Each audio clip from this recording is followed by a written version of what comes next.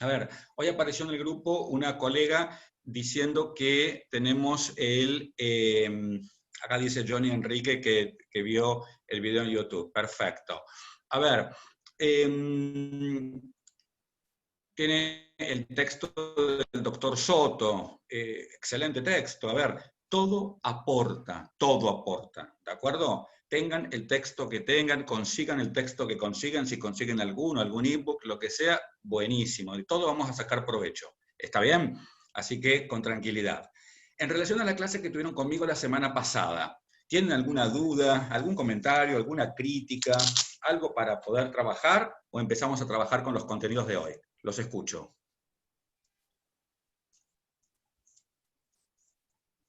¿No? Bien. Tengo dudas sobre lo que se dio o no. No, perfecto.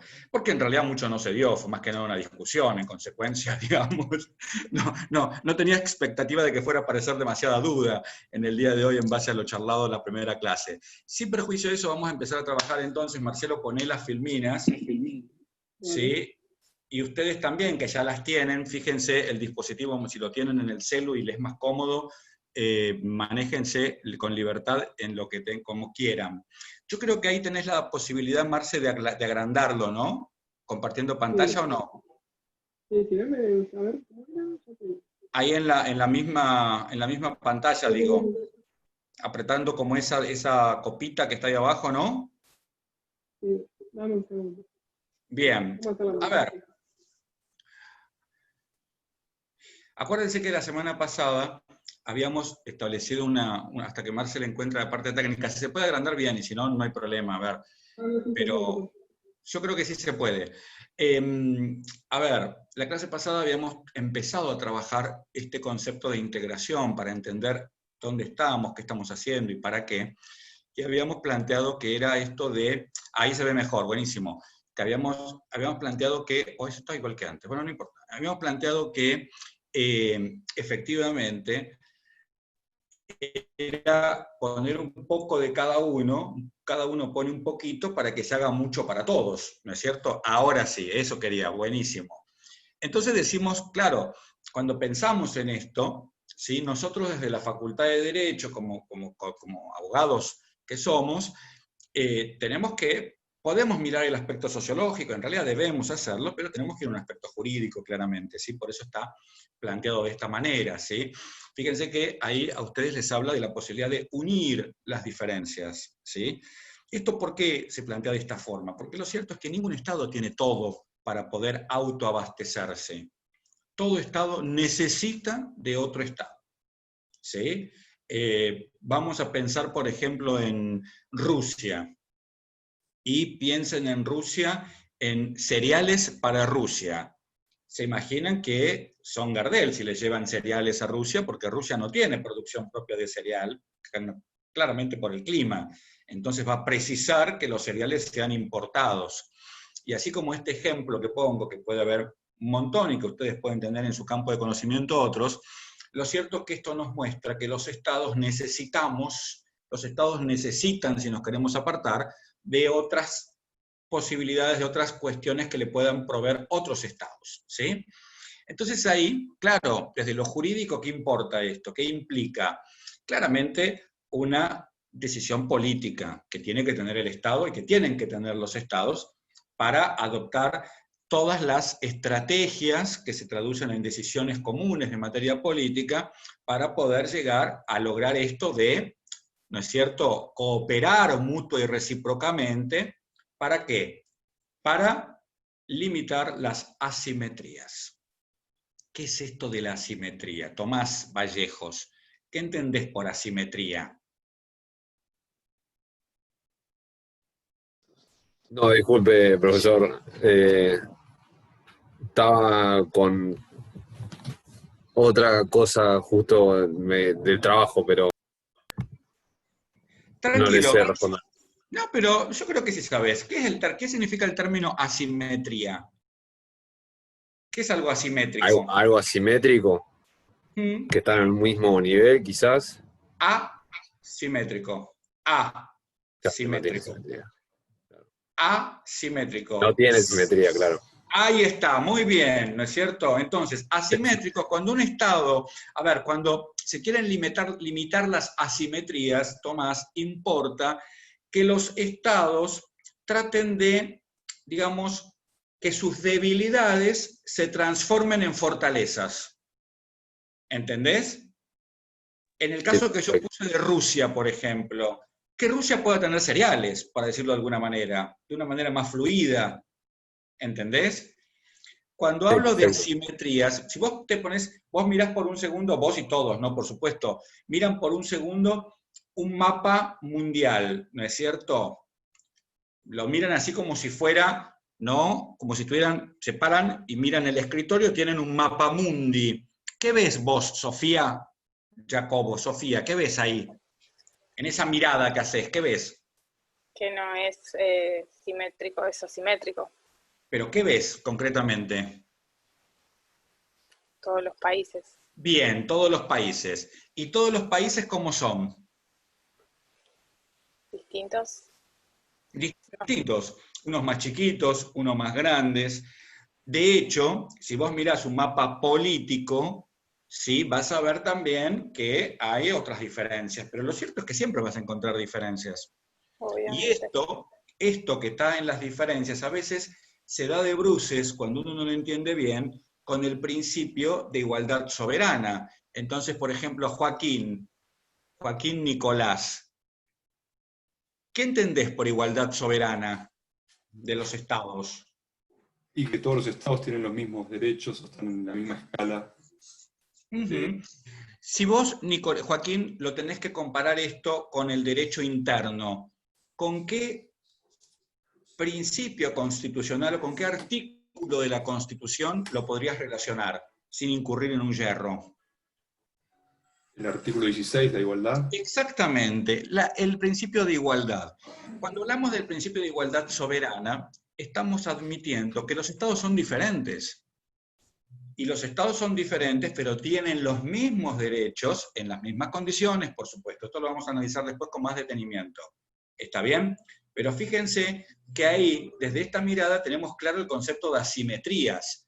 Ok, las asimetrías son materiales, son fácticas, ¿de acuerdo? Pero desde el espacio jurídico tenemos que adoptar decisiones para que esas asimetrías al menos dejen de notarse, dejen de estar presentes. ¿De acuerdo, Nicolás Arriaga? ¿O no? Sí. Perfecto. ¿Y una manera cuál sería desde tu mirada, sin seguir adelante con las filminas? ¿Cómo podría un Estado fortalecer una debilidad en su caso? Y bueno, como primera alternativa es buscar aliado como otro Estado o buscar una relación con otro Estado en el que puedan aprovechar debilidades, y si tenés debilidades también tenés fortalezas. Bien, perfecto. No sé si me gustaron los términos que utilizaste, porque utilizaste, ¿qué dijiste de alianza? ¿No qué dijiste? Usted No sé. utilizaste un término que me sonó muy a conflictos armados. Bueno, no me acuerdo. Alianza, ¿no? El término alianza me suena muy al derecho internacional humanitario, me suena muy al conflicto armado, ¿sí?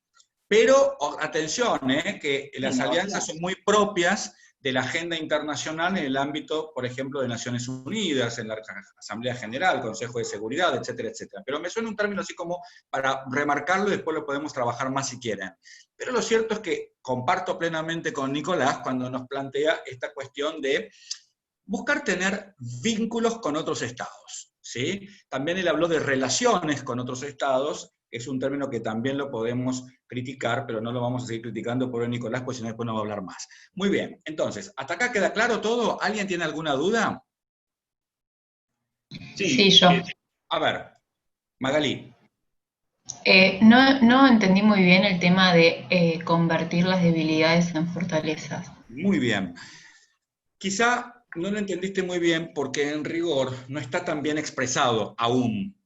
A ver, fue más simbólico. Quiero decir, si a mí me falta, vamos a hacer una torta, digamos, ¿no? Necesitamos harina, huevos, bueno, leche, depende de los ingredientes que le ponga cada uno. Pero ponele que yo tengo uno de los ingredientes, vos, Magalí, tenés otro. Y Joana tiene otro, Joaquín tiene otro y Nicolás tiene otro. Y vamos a agregarlo a Manuel también, que tiene el chocolate y la frutilla para ponerle, ¿sí? Claramente, todos estamos debilitados para hacer la torta porque nos faltan ingredientes. Si nos unimos y cada uno trae su ingrediente, armamos una torta de primera. ¿Entendés ahora? Este es el concepto que ahora vamos a empezar a trabajar con más, digamos, terminología jurídica, pero en principio para que se entienda materialmente. ¿Está bien? ¿Sí, Magalí? 10 puntos. ¿Alguna otra duda? No. Seguimos, Sí, Marcelo. una A ver. consulta. Manuel, sí. La diferencia, además de territorial, puede ser histórica y política, ¿no? Porque en Por muchos supuesto, países... por supuesto. A ver, cuando hablamos en estas materias que tienen que ver con el derecho internacional, y en particular con el derecho internacional público, en principio hablamos de estados. Y hablamos de estados, no de países, pero hablamos de estados porque el término, el concepto estado es mucho más abarcativo que una cuestión meramente territorial, ¿sí? De hecho, uno de los elementos del estado es la población. Y la población no importa solamente el conjunto de hombres y mujeres, sino todas las tradiciones que traen, toda la cultura que trae ese conjunto de seres humanos, ¿sí? En el marco de esa sociedad en la que se desempeñan, en la que viven, nacen, viven, mueren. Entonces, el concepto es mucho más profundo, no se limita exclusivamente al territorio físico, para decirlo de alguna manera. ¿Sí? ¿Vamos bien? Bien. Perfecto. Perfecto. Sigamos entonces. ¿Alguna otra duda? No. Muy bien. Entonces, claro, cuando analizamos el concepto de integración como derecho, esto es el concepto de derecho de la integración, ¿sí? Entonces, teniendo esto y teniendo saberes anteriores relacionados con el derecho internacional público, vamos a caer en la cuenta de que el derecho de la integración es una rama del derecho internacional público. ¿Sí? Es una rama del derecho internacional público. ¿Por qué? Porque comparte sus principios y fundamentos. ¿Está bien? Cuando, por ejemplo, pensemos un segundo en la ONU, ¿sí? Pensemos un segundo en la ONU. A ver, traten de ubicarse en la Organización de Naciones Unidas, Micaela, ¿sí? ¿Te ubicás en la ONU? ¿La ubicás? Micaela Agustina, ¿no? Sí, sí, sí. Muy bien, perfecto. ¿Qué es la ONU, Mica? La Organización de las Naciones Unidas. Bien, ¿y qué es la ONU? ¿Qué es la Organización Es de las el Naciones Unidas? conjunto de todos los países unidos, o sea, mediante sus representantes, digamos. Es el conjunto de los representantes de los países. Ajá. Vamos a tratar de reformularlo con mi colaboración y vamos a decir, si te parece bien, vos escuchá a ver si estás de acuerdo, que sería aquel conjunto de estados que decidió ser miembro de la ONU. Exacto, sí, obvio. ¿No es cierto? Muy bien. Claro, ahora, el punto es que ahí podría haber una confusión entre la ONU y los estados que son miembros de la ONU. ¿Es lo mismo? No. No, muy bien. A ver, esto implica que la ONU puede adoptar alguna decisión como ONU que quizá algún Estado no está de acuerdo, pero por el sistema que tienen, votaron, y el Estado que no está de acuerdo acepta como buen miembro la decisión de la mayoría, porque esas son las reglas de juego. Esto importa el concepto de la teoría de la personalidad. Una cosa es la persona ONU, y otra cosa es los estados que la componen. Ya van a ver con Ricardo esto con más detenimiento, pero presten mucha atención a lo que les estoy señalando, porque es importante. Cuando yo tengo a la ONU, a la OEA, al Consejo de Europa, a la Unidad Africana, tengo organizaciones internacionales. De ahora en más, para ustedes, como expertos y expertas que son en esta materia, van a ser las llamadas OIs. O con mayúscula de organizaciones, y latina por supuesto, internacionales, porque son OIs, son diferentes organizaciones internacionales, ¿bien?, que fueron conformando los estados. ¿Está bien? ¿De acuerdo? Bautista. ¿Dónde está Bautista? Se me fue a mí del Bautista. Sí. Acá está, Bautista. ¿Vos estás de acuerdo en que la ONU es diferente a los estados, ¿no? ¿O no? Sí, hago un poco un paralelismo entre lo que sería la personalidad diferenciada de las personas jurídicas, por ejemplo, una sociedad consumidora. Excelente, muy bien, perfecto, perfecto. Vale el paralelismo, vale la comparación. Bien. Y si yo te comparo a la ONU con la OEA, sí. ¿Cómo los vinculás en una relación, no sé si se me ve en la cámara, de coordinación o relacionás a la OEA, que es pequeña, que es más chiquita, porque es la Organización de Estados Americanos, como por debajo de la ONU, que es más grande porque abarca todo el mundo?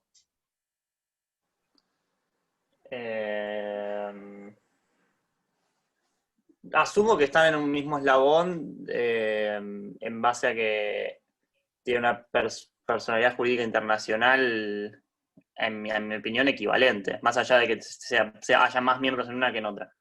Perfecto, porque sería lo mismo, sería exactamente igual a decir, utilizando un paralelismo, una comparación poco feliz, que una persona enana es menos persona que una persona claro. Que no es enana, por la cuestión de la estatura.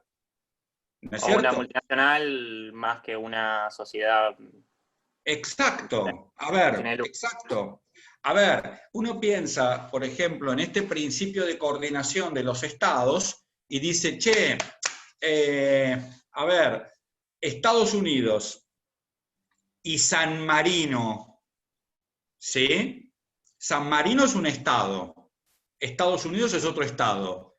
Estados Unidos tiene mucha plata. San Marino, pobrecito, es pobre, ¿sí? No tiene tanta plata al menos. ¿Vos qué pensás, Manuel Agustín? ¿Son iguales San Marino y Estados Unidos o no son iguales? Yo estipulo que no, pero no tengo ni idea, desconozco. ¿Por qué estipulás? ¿Por qué ese verbo, estipular? Bueno, creo que no, ponele. Ajá, no ok. Entonces, ¿crees que no? Digamos, tu especulación es que no son iguales. Claro, mi especulación, exacto. Es eso, que no son iguales. Y de hecho, si vos los mirás en el mapa, como hacíamos con tu colega recién, tenés razón, porque San Marino vas a ver una cosita chiquitita y Estados Unidos un bruto estado. Sin embargo, en el ámbito de la Asamblea General de las Naciones Unidas, tienen cada uno un voto. ¿Cómo se llama esto? Principio de igualdad soberana de los estados. ¿De acuerdo? ¿Bien? ¿Manuel? ¿Te queda alguna duda? Sí, no, te escucho, pasa que tengo un motivo y voy desbloqueando cuando contesto. Pero está muy bien, pero ¿entendiste lo que te quiero decir? Sí, en cuanto a votos es lo mismo, o sea, tienen el mismo nivel, pero cambian si lo ves en cuanto a estado de tamaño. Exacto, pero nosotros, ¿qué estudiamos? ¿Geografía o derecho? No, sería igual en cuanto al voto, pero distinto en cuanto a la geografía, por supuesto. Exactamente, entonces nosotros como juristas decimos, es exactamente lo mismo, son estados. Después si miramos desde las relaciones internacionales, vamos a encontrarnos con otra realidad. Pero cuando miramos desde lo jurídico, gozan de la misma forma las OIs. Las OIs entre ellas tienen relación de coordinación, no tienen relación de subordinación. Facundo, ¿dónde aparece para vos la relación de subordinación? ¿Sí? ¿Dónde? Facundo. La relación de subordinación Sí. entre actores del derecho internacional. No, los actores del derecho internacional no están subordinados. No, pero digo, ¿dónde aparece la subordinación? ¿Entre quiénes o dónde? Esa es la idea, que vos puedas pensar alguna estructura que esté a tu alcance. Ya vimos las estructuras propias del derecho internacional, cuando hablamos de OIs, que la relación que existe entre las OIs, entre ellas, es de coordinación. la relación que existe de los estados, entre los estados es de coordinación. Entre los estados, entre los diversos niveles de los estados, estado nacional, estado provincial, estado municipal también. Dependiendo de cada constitución, ¿no es cierto? Depende, sí. Ahora, si asumimos que eso es correcto, yo te voy a llevar a una situación un poquito más palpable para vos en este momento. ¿Vos podrías ir a España y decir, no me apliquen el Código Penal español porque yo tengo en la mochila, traje el Código Penal argentino porque soy argentino? No, no podés. ¿Por qué no podés? Por el principio de territorialidad de la ley penal, porque, o sea... Y muy bien, ¿y de dónde nace el principio de... ¿Cuál principio dijiste? Territorialidad. ¿Y de dónde nace el principio de territorialidad de la ley penal? Básicamente de la organización soberana de un Estado. ¿Y de dónde nace la organización soberana del Estado? De la Constitución del Estado. ¿Y por qué son esas bases políticas? Porque los estados, porque la creación constitucional decidió que los estados tenían una organización político-administrativa determinada que aplicaba dentro de sus confines. ¿Pero siempre fue así en la historia? No. No. ¿Y entonces de dónde, cuándo aparece esto? Con los estados modernos, con las primeras corrientes con el constitucionalismo liberal. Ok. Desde el punto de vista de los contractualistas, ¿no es cierto? Con el denominado contrato social. ¿Pero qué había antes de los estados? Estados absolutistas. El feudalismo, perdón. ¿Qué? El feudalismo. Feudalismo, ahí hay un intermedio entre la conformación feudal y los estados modernos. ¿Qué hay en el medio? El estado absolutista, las monarquías absolutistas. Las monarquías, ahí vamos, las monarquías que fueron algunas absolutas, en fin, las monarquías. ¿Qué diferencia encontrás vos, Facundo, entre las monarquías y los estados?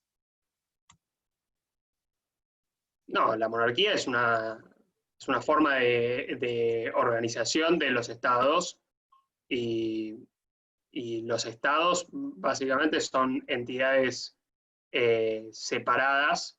Te voy a preguntar, perdóname, te voy a preguntar de otra manera. ¿Hay alguna diferencia entre las monarquías y los estados? No, porque una monarquía puede actuar en el marco, un estado puede estar organizado como una monarquía. Entonces no hay ninguna diferencia. Bueno, ahí está. ¿Hay o no hay? No habría, no. O sea, porque en definitiva no son... sí, perdón. Espera un cachito, espera. A ver, Mauro Crisafulli. ¿Qué piensa de esto, Mauro? Hola. ¿Qué tal? Yo lo que pienso es que sí hay diferencias en principio, porque, bueno, o sea, una monarquía es un tipo de Estado, considerado de una manera determinada, pero porque el poder está en la cabeza del monarca, y el Estado tiene varias maneras de organizar su poder y su representación, por ejemplo, con los contractualistas que habíamos hablado antes, con el tema de dónde está el poder y dónde reside. Estado como que es más amplio, creo, el término. Claro, lo que pasa es que, a ver, un poco para ir echando luz sobre esto, a mí me parece que tenemos que pensarlo de esta manera. Tenemos por un lado las monarquías y luego los estados. En rigor, tanto las monarquías como los estados tienen en relación a los individuos la misma vinculación, porque los individuos estamos sometidos.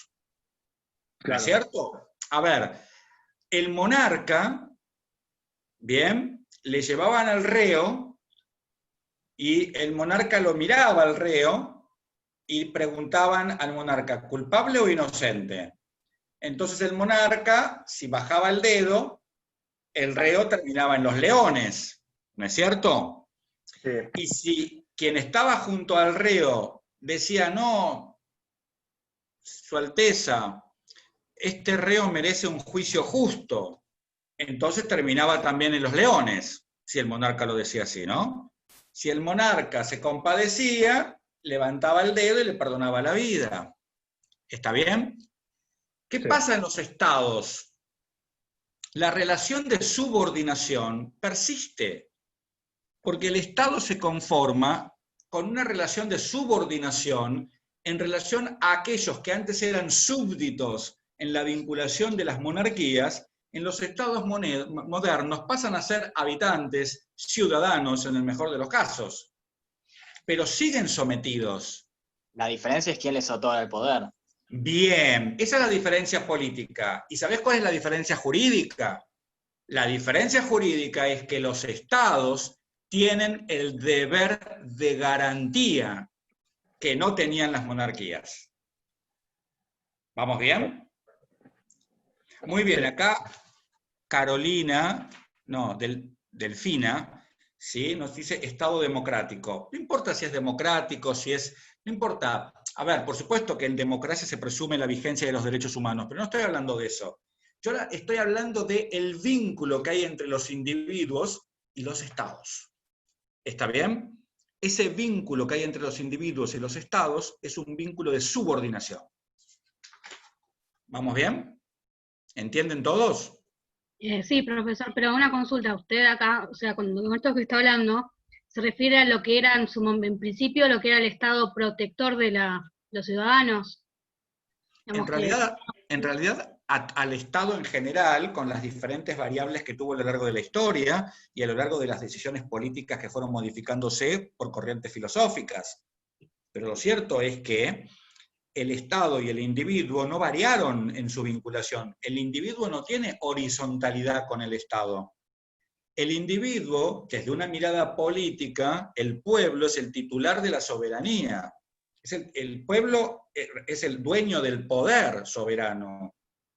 Pero lo cierto es que en forma individual, cada individuo está subordinado a lo que el Estado decide.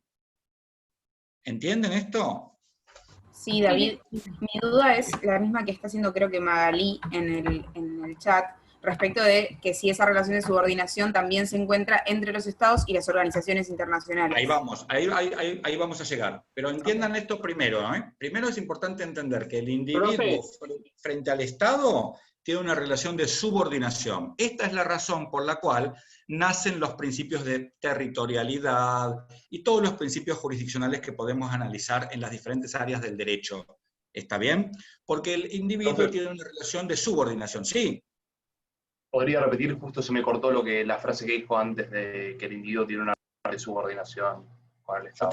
Yo te cuento una cosa. Repetir no voy a poder nunca, pues no es que tengo un discurso armado, me va saliendo, pero a ver, yo lo que quiero decir es esto, a ver si por ahí podemos completar la frase. Yo, individuo, no estoy en un lugar de coordinación con mi Estado o con el Estado que habito en forma temporal o permanente. No, yo estoy subordinado al Estado. Esa es la razón por la cual no puedo elegir si se me aplica el derecho penal de mi Estado o el derecho penal del Estado en donde estoy. ¿Comprenden? Es la raíz filosófica del principio de territorialidad. El Estado tiene el poder de perseguir penalmente, porque se lo dio el ordenamiento, por supuesto, pero si viene la policía con una orden judicial, me tocan la puerta y me van a llevar preso, por más que yo diga, no señor, esta es mi casa, no entre, van a entrar, porque tienen la orden judicial y punto. Es el deber de garantía ese que actúa. Y me van a decir por qué me detienen, y me van a decir que puedo tener un abogado, y si no lo puedo pagar, me van a dar uno del Estado, etcétera, etcétera, etcétera. Lo llevo a ese ámbito que es de derecho penal, porque es donde se ve con más claridad. Pero si vos te querés casar, para estar casado, no te queda otra que ir al registro civil. Si no, no estás casado para el Estado. ¿Vamos bien hasta acá? Ahora sí, perfecto. ¿De acuerdo todos? Sí, se Asumo entiende. que sí. Sí, profe, perfecto. Se entiende perfecto. Bien. Ahora, cuando entendemos esto, entonces decimos, bueno, ¿y los estados con los demás estados? Y los estados con los demás estados tienen relaciones de coordinación. Los estados con las organizaciones internacionales tienen relación de coordinación. De hecho, fíjense, por ejemplo, que cuando el Fondo Monetario Internacional, no quiero entrar en discusiones políticas, por favor les pido, presta dinero a algún estado, el estado se sienta en la mesa de negociación con el FMI como un par, porque tienen relaciones de coordinación. Después se subordina a través de diferentes acuerdos que, bueno, sobre los cuales no voy a hablar, pero no importa. ¿Se entiende esto lo que quiero decir? Las relaciones de coordinación. Porque las relaciones en el ámbito del derecho internacional son relaciones de coordinación. ¿Va bien? ¿Hasta acá? Sí. ¿Todos? Sí, igual quería como agregar algo. Cuando dijiste lo de que... ¿Con por quién estoy ejemplo, hablando? con Nicolás Arriada. Nicolás, dale. Que, por ejemplo, con el ejemplo de la ONU, que habíamos dicho que los votos en principio representarían lo mismo, pero hay un cierto tipo de subordinación, porque no todos los votos son iguales. Porque por ejemplo, el de Estados Unidos, si no vota de la misma forma que San Marino, no es lo mismo el veto de Estados Unidos que San Marino. Muy bien. A ver, vos lo que querés decir, perdón, Nico... profesor. Sí, a ver. Que a la vez yo creo que pasa la igualdad por el hecho de que, por ejemplo, si Estados Unidos se abstiene de votar sobre un tratado en particular, ese tratado no se frena. Tenemos los ejemplos de lo que es derecho ambiental en todo el mundo, que Estados Unidos no ratifica ninguno, y sin embargo los tratados siguen adelante. Quizás pasa por ahí. El hecho de que un Estado no quiera votar o se oponga a algo no va a evitar que las mayorías de votos sigan adelante y que el resto de los estados igual voten y se hagan oír, digamos. Daniela, ¿no? Sí, pero sin Muy bien. para hoy, pero sí. Ok, a ver, Los estados permanentes tienen otro voto. Lo que dijo Nico y lo que dice Dani pero eso se pueden vincular. Esperen que los vinculo. ¿Por qué? Porque cuidado con esto, Nicolás, es muy importante que tengas presente lo siguiente. A los dos les asiste la razón. Y parece contradictorio, pero no, se complementa. Ahora les voy a explicar por qué. Nico, vos decís, che, pero si Estados Unidos veta, y es cierto, si Estados Unidos veta, pero atención, ¿cuándo puede vetar Estados Unidos? Solamente en el ámbito del Consejo de Seguridad, donde existe el derecho de veto, en los términos de los artículos 24 y 25 de la Carta de Naciones Unidas, ¿sí? Pero de la misma forma que puede vetar Estados Unidos, puede vetar cualquiera de los 5 estados miembros permanentes del Consejo de Seguridad, ¿sí? Hemos tenido también, por otro lado, y comparto plenamente que desde la práctica, cuando Estados Unidos alza la voz, no es lo mismo que cuando la alza San Marino. Te doy la derecha. ¿Está bien? En eso Sí, te sí. doy la derecha, claramente. Desde un punto de vista jurídico, cuando empezamos a remar, a veces en dulce de leche, para que el principio de igualdad soberana se imponga, lo tenemos mucho esto en los tratados de derechos humanos, en los que Estados Unidos no termina de ratificarlo, pero participa de las negociaciones para poner palos en la rueda, y sin embargo se aprueban, entra en vigencia, Convención Americana sobre Derechos Humanos, Convención Internacional de los Derechos del Niño, entre otras. Digo, los tratados ambientales, como bien señaló Daniela, perfecto. A ver, avanzan. Y Estados Unidos va a tener que rendir cuentas en algún momento, de hecho las rinde ante la Comisión Interamericana de Derechos Humanos en materia de mecanismos extraconvencionales. ¿Qué quiero decirte con esto, Nicolás? Que tenés razón, pero una cosa es el facto, una cosa es esta mirada tan realista que estás teniendo y que yo la comparto plenamente porque es una escuela que defiendo, pero tenemos que aunarla, ¿sí?, a los principios jurídicos. Yo creo, no sé si les conté, yo vengo del palo de las relaciones internacionales, yo tengo una maestría en relaciones internacionales, entonces, a ver, mi formación es la que vos estás señalando, y hay muchas escuelas que explican todos estos fenómenos, pero ¿cuál es la base concreta? El principio de igualdad soberana. Después de ahí empiezan a moverse los intereses políticos, geopolíticos, geoeconómicos, etcétera, etcétera, etcétera, etcétera. Pero vamos a intentar abordarlos después, ¿de acuerdo? Sí, gracias. Daniela, ¿entendiste? Sí, profesor, entendí. ¿Todos los demás? ¿Todo bien? Perfecto, entonces. Sigamos adelante. Entendió, sí. ¿Sí? ¿Seguimos adelante? Perfecto, muy bien. Se va a cortar, profe. Ah, bueno, si se va a cortar,